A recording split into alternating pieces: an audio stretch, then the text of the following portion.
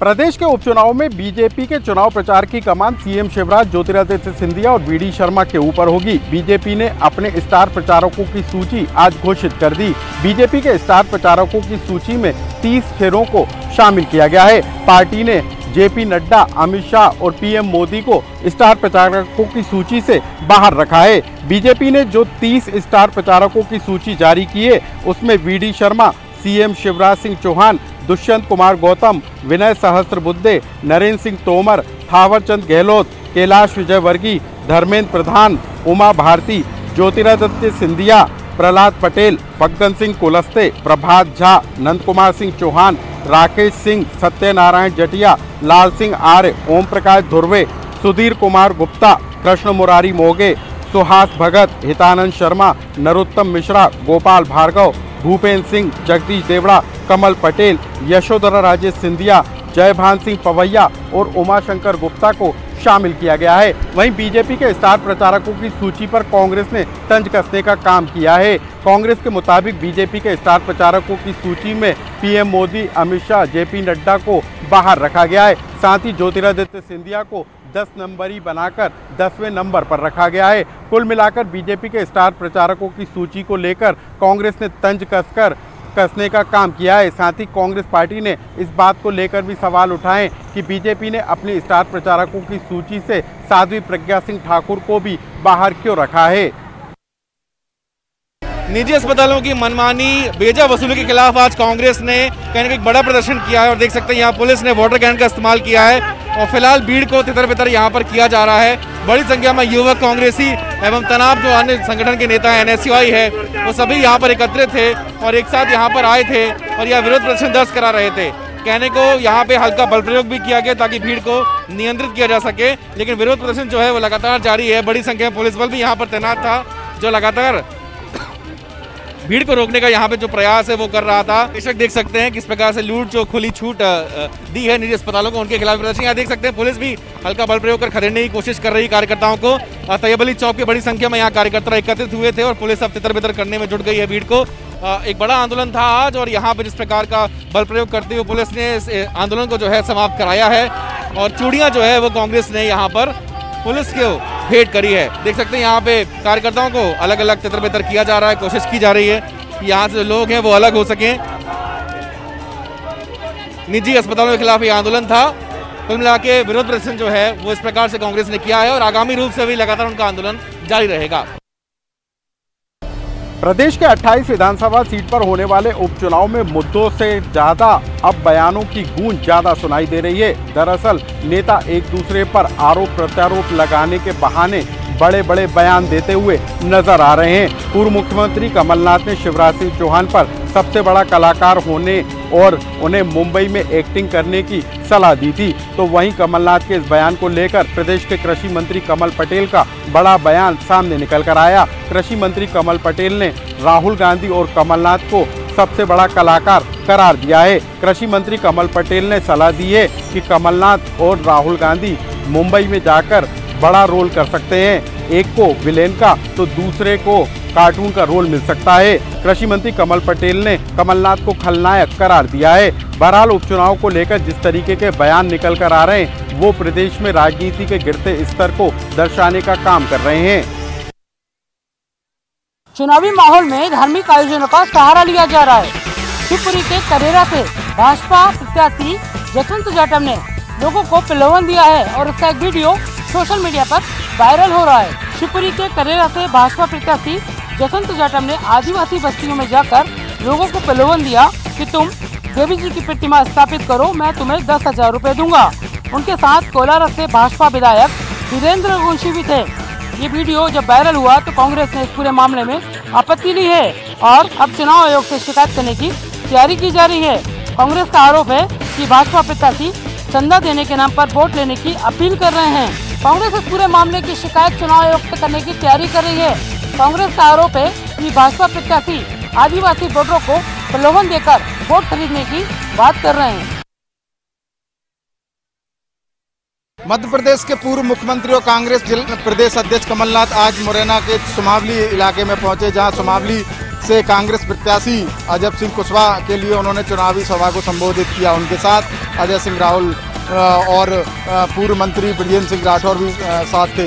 राहुल अजय सिंह ने भी मंच को संबोधित किया और उन्होंने सिंधिया और ईदल सिंह पर जमकर निशाना साधा। सिंधिया परिवार को वहीं गद्दार कहा तो ईदल सिंह को एक बड़ा रेत माफिया और मध्य प्रदेश का सबसे बड़ा शराब और रेत माफिया कहकर संबोधित किया। इसके बाद कमलनाथ ने भी सभा को संबोधित किया और उन्होंने कहा कि ग्वालियर चंबल अंचल की जो जनता है वो पहली बार आज़ाद हुई है, महाराज से आज़ाद हुई है। आज़ादी के बाद वो लगातार महाराज की गुलामी कर रहे थे और अब जब महाराज भाजपा में शामिल हो गए हैं तब जो जनता है वो महाराज की गुलामी से आज़ाद हुई है। उन्होंने ईदल सिंह पर भी निशाना साधा और शिवराज सिंह पर भी निशाना साधा। कमलनाथ ने कहा कि शिवराज कहते हैं कि जनता उनकी भगवान है, लेकिन जनता नहीं उनके भगवान तो प्रदेश का माफिया राज है। तो कहीं ना कहीं इस बार कहीं ना कहीं पूरे चुनाव कैंपेनिंग के दौरान जो जुबानी जंग है वो तेज होती नज़र आ रही है। कमलनाथ का दावा है कि वो पूरी चुनावी जो 28 सीट है वो जीतेंगे और शिवराज सिंह को उन्होंने एक सलाह भी दी है कि वो नौटंकी बहुत अच्छे करते हैं, कलाकार बहुत अच्छे हैं, मुंबई जाकर वो क्यों ना फिल्मों में अपनी कलाकारी को आजमाएं। नेपानगर विधानसभा क्षेत्र से कांग्रेस बीजेपी दोनों दलों के प्रत्याशियों की नामांकन रैली में भीड़ जुटाना दोनों दलों के लिए महंगा पड़ सकता है। दरअसल कोरोना काल में नामांकन रैली में जिला प्रशासन ने दोनों दलों को सोशल डिस्टेंस, मास्क अनिवार्य रूप से लगाने और सैनिटाइज़र उपयोग करने की शर्तों के साथ अनुमति दी थी, लेकिन दोनों ही दलों की नामांकन रैली में भीड़ जुटी। मामले की मीडिया रिपोर्ट्स और वीडियोग्राफी के माध्यम से जिला निर्वाचन अधिकारी प्रवीण सिंह ने संज्ञान में लेते हुए दोनों दलों को नोटिस जारी किया है। कलेक्टर एवं जिला निर्वाचन अधिकारी प्रवीण सिंह का कहना है दोनों दलों से संतोषजनक जवाब नहीं मिलने पर निर्वाचन आयोग के निर्देश अनुसार कार्रवाई की जाएगी। भले ही किसानों को सुविधा पहुंचाने के लिए, सुविधा देने के लिए समर्थन मूल्य से 25 रुपये प्रति क्विंटल धान खरीदने के लिए किसानों से वादा किया है और किसान से खरीद भी रहा है, लेकिन कुछ अंदरूनी क्षेत्र में ऐसे कुछ बकाया सामने आया है जो अब तक 11 महीने बीत जाने के बाद भी उस किसानों को भुगतान नहीं हो पाया है। मामला कोयलीवाड़ा ब्लॉक के छोटा बेटिया की है। आप देख सकते हैं जो यहाँ पर जो भीड़ दिख रहा है ये परेशान किसान है और परेशान होकर आज वो कलेक्टर के दरबार में पहुँचे ताकि उसको भुगतान हो सके है।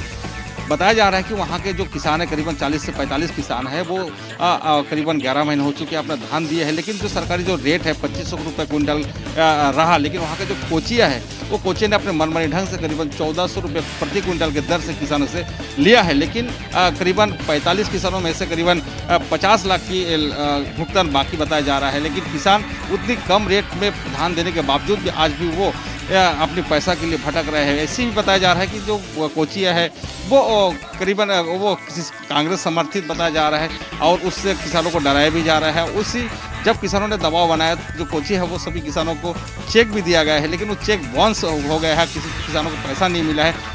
ऐसे ही कहा जाए कि जो क्षेत्र है वो अंदरूनी क्षेत्र और नक्सल घोर नक्सल क्षेत्र है और नदी के उस पार के जो सीताराम के लोग हैं वो भी धान दिए हुए हैं, लेकिन आज तक उस किसानों को पैसा नहीं मिल पाने से किसान खासा नाराज है। वो भी बताया जा रहा है कि अगर उन्हें समय पर पैसा नहीं मिलेगा तो वो आंदोलन करने के लिए मजबूर हो जाएंगे। जीवानंद हालदार, न्यूज 18 छत्तीसगढ़, कांकेर। प्रत्याशी घोषणा के बाद से ही मरवाही विधानसभा क्षेत्र में घमासान शुरू हो गया है। प्रत्याशी घरों घर जाकर लोगों से अपने पक्ष में मतदान की अपील कर रहे हैं। 15 अक्टूबर को भाजपा प्रत्याशी गंभीर सिंह अपना नामांकन दाखिल करेंगे, जिसमें पूर्व मुख्यमंत्री रमन सिंह उनके साथ मौजूद होंगे। 16 अक्टूबर को कांग्रेस प्रत्याशी के ध्रुव अपना नामांकन दाखिल करेंगे, जिनके साथ मुख्यमंत्री भूपेश बघेल सहित मंत्री, सांसद, विधायक उनके साथ शामिल होंगे। बताया जा रहा है कि उसी दिन जोगी कांग्रेस से अमित जोगी भी अपना नामांकन दाखिल करेंगे। शुरू से ही मरवाही विधानसभा क्षेत्र जोगियों परिवार का गढ़ रहा है। यहाँ से वो वर्षों से जीतते आ रहे हैं। 2003 की बात करें तो पूर्व मुख्यमंत्री स्वर्गीय अजीत जोगी और भाजपा के नेता नंद कुमार शाह चुनावी मैदान में थे, जहां अजीत जोगी ने जीत हासिल की थी।